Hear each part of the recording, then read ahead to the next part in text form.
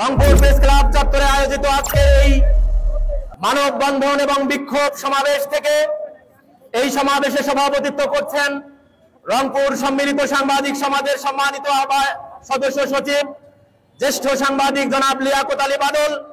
আজকের এই অনুষ্ঠানে আজকের এই মানববন্ধনে অংশ নিয়েছেন রংপুর প্রেস ক্লাব, রংপুর সাংবাদিক union RPUJ, Rangpur reporters club, Rangpur city press club, reporters club Rangpur, Rangpur reporters unity, বৈষম্য বিরোধী সাংবাদিক আন্দোলন, Rangpur camera journalist association, Bangladesh photo journalist association, Mahiganj press club এবং বেগম রোকেয়া বিশ্ববিদ্যালয় সাংবাদিক সমিতি সহ রংপুরে কর্মরত সকল গণমাধ্যম কর্মীর এই একত্রিত মানববন্ধন থেকে আমরা যে কথাটি বলতে চাই, নৃশংসভাবে বছরের পর বছর জুড়ে গাজায় যে নৃশংস হত্যাকাণ্ড চালাচ্ছে, বাংলাদেশের এবং পৃথিবীর সমস্ত মানবাধিকার আইনকে লঙ্ঘন করে মানবিকতার সব কিছুকে ছেড়ে গিয়ে গাজায় যেভাবে মুসলমানদেরকে হত্যা করা হচ্ছে, সেই হত্যাকাণ্ডের তীব্র নিন্দা ও প্রতিবাদ জানাচ্ছি।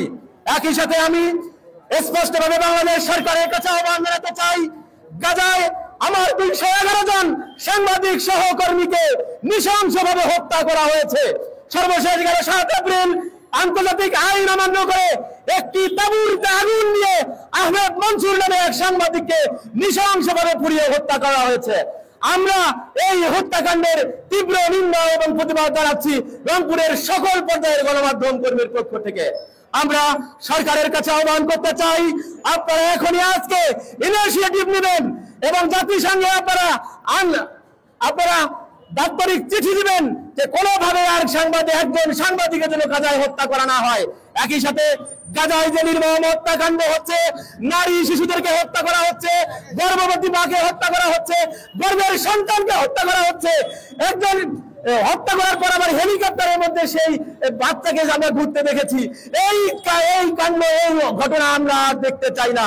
আমরা চাই অবিলম্বে গাজায় যুদ্ধ বিরতি কার্যকর করতে হবে এবং সারা বিশ্বের মুসলমান, বাংলাদেশের সমস্ত মুসলমান, বাংলাদেশের সমস্ত সাংবাদিক সমাজকে গাজার এই হত্যাকাণ্ডের বিরুদ্ধে অবস্থান নেওয়ার জন্য আমি আহ্বান জানাচ্ছি। এবং আগামী দিনে রংপুর সম্মিলিত সাংবাদিক সমাজ শুধু গাজা নয়, বাংলাদেশ সহ সারা বিশ্বে যেখানেই সাংবাদিক হত্যাকাণ্ড হবে সেখানেই আন্দোলন সংগ্রাম করে তোলবার জন্য অনুরোধ করছি। একই সাথে আমরা দেখেছি বাংলাদেশেও এখন পর্যন্ত অনেক সাংবাদিককে মামলা দেওয়া হচ্ছে, অনেক সাংবাদিককে পেটানো হচ্ছে। আমরা বাংলাদেশ সরকারের কাছে আহ্বান জানাই, সব বন্ধ করতে হবে। সব যদি বন্ধ করা না হয়, রংপুরের সাংবাদিক সমাজ সম্মিলিতভাবে তীব্র আন্দোলন গড়ে তুলবে। এই বলে আমি আমার কথা শেষ করছি। আসসালামু আলাইকুম ওয়া রাহমাতুল্লাহ।